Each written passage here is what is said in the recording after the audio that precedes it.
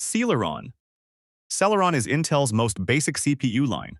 It is built for simple tasks like browsing the web, checking email, or writing documents. Celeron chips usually have just 2 cores, which means they can only handle a couple of tasks at the same time. Clock speed is also low, so anything heavier than basic use will feel slow. The good side is the price. Celeron CPUs are extremely cheap, which is why you mostly see them in budget laptops and basic school computers, where the main goal is keeping the cost as low as possible. But don't expect to game or edit video on one. Even opening too many browser tabs can make a Celeron struggle. Without a faster CPU, a Celeron laptop trying to run a video call, a few browser tabs, and a document editor at once will start to lag noticeably. Intel has actually been phasing Celeron out, replacing it with simpler naming under the processor N series. Still, if you see Celeron in a laptop today, treat it as the absolute entry point. Fine for light use, but the first thing you'll want to upgrade from. Pentium. Pentium used to be Intel's flagship name back in the 1990s, but today it sits just one step above Celeron. It usually comes with slightly better clock speeds and sometimes more cores, so it handles light multitasking a bit better. Think of Pentium as Celeron's older sibling. Still budget-friendly, but with a bit more headroom. You'll find Pentium in low-cost laptops and some office desktops, where the workload is just emails, spreadsheets, and web browsing, with maybe a video call mixed in here and there. The trade-off is the same as Celeron. Pentium is not built for gaming, video editing, or running multiple heavy programs at once. It also doesn't support some newer Intel technologies that higher-end chips get, like faster integrated graphics or advanced power efficiency features. Like Celeron, Pentium is being slowly replaced by the newer N-series naming. But for now, if budget is the main concern and your tasks are simple, Pentium is a small step up worth knowing about. Core i3. Core i3 is where Intel's mainstream lineup really starts. This is the entry point into the Core family, and it's a noticeable jump from Pentium. Most Core i3 chips have 4 cores or more, with higher clock speeds so they can handle multitasking, light photo editing, and even some games at lower settings. This makes Core i3 a popular choice for budget gaming PCs and everyday laptops that need to do a bit more than basic browsing, like switching between a game, a Discord call, and a browser without everything freezing up. The catch is that Core i3 still gets bottlenecked in demanding situations. Running modern AAA games at high settings or editing 4K video will push it to its limit fast. Without enough cores, the CPU simply can't keep up when several heavy programs run at the same time, and you'll feel that as stuttering or longer loading times. That's why most people, including myself, see Core i3 as the minimum recommendation for a PC that needs to do real multitasking, not the ideal target. If your budget allows for more, Core i5 is usually worth the extra cost. Core i5. Core i5 is widely considered the sweet spot in Intel's lineup, and for good reason. It balances performance and price better than almost any other tier. Most Core i5 chips come with 6 or more cores, decent clock speeds, and enough power to handle gaming, everyday productivity, and moderate content creation without major compromises.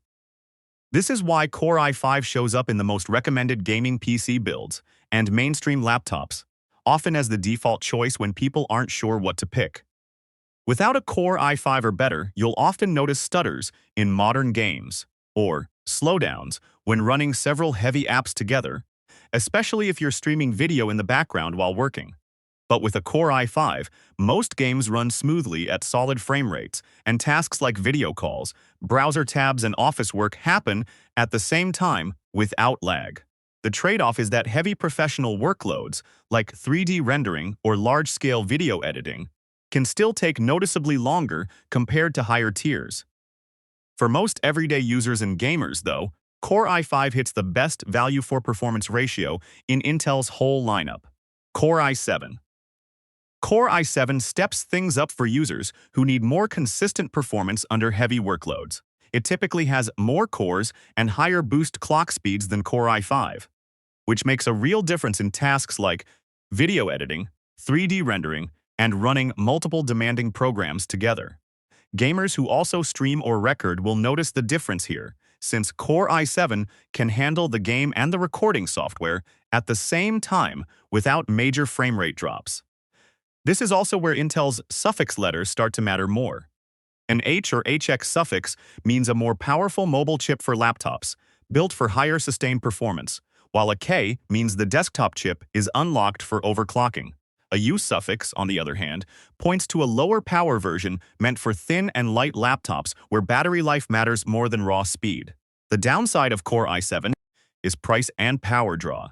It costs noticeably more than Core i5, and it can run hotter, which means better cooling is often required. For content creators, streamers, and power users, Core i7 is usually worth that extra cost. For casual gamers and everyday users, it's often more than what they actually need.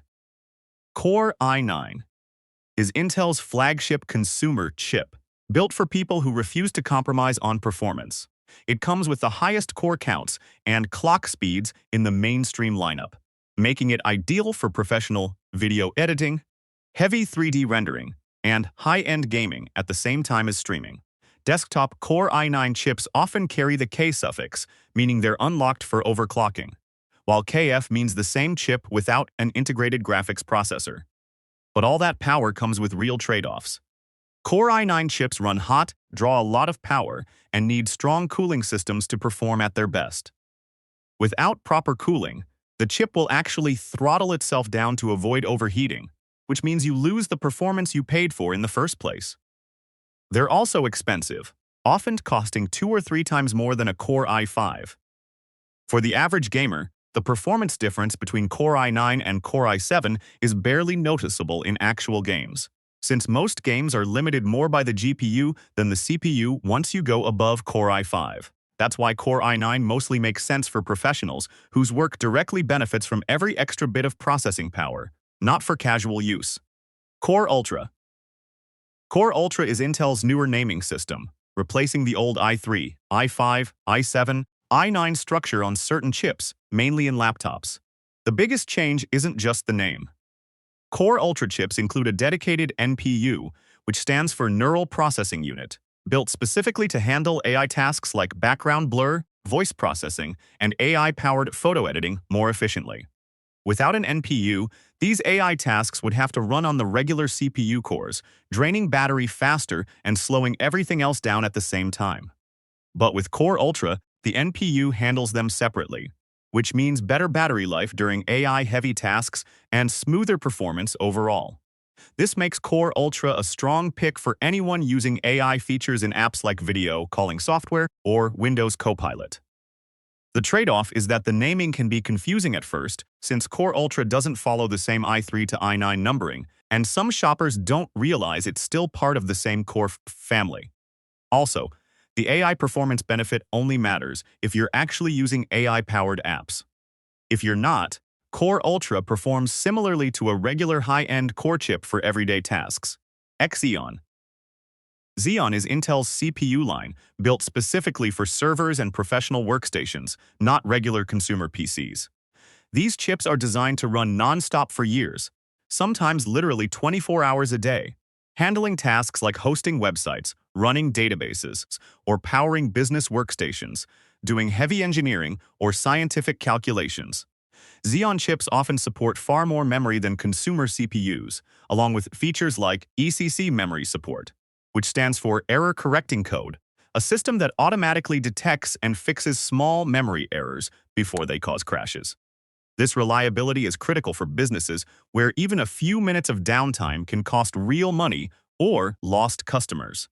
The downside for regular users is clear. Xeon chips are expensive, usually paired with expensive workstation motherboards, and they're not optimized for gaming performance at all.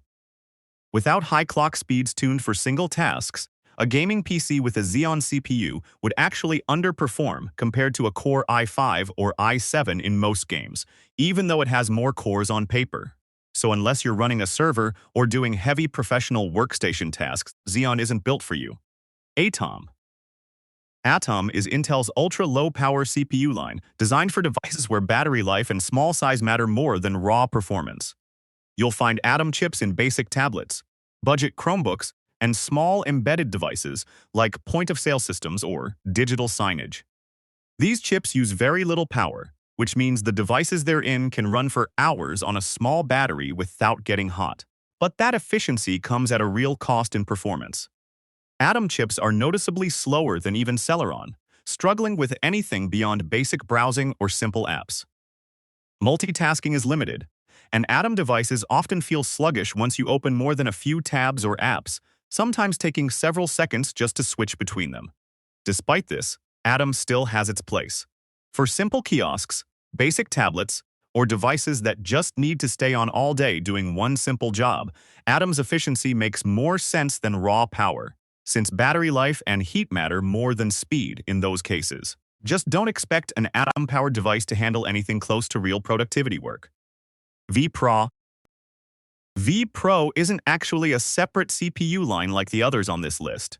Instead, it's a set of business-focused features that Intel adds on top of certain Core i5, i7, and i9 chips.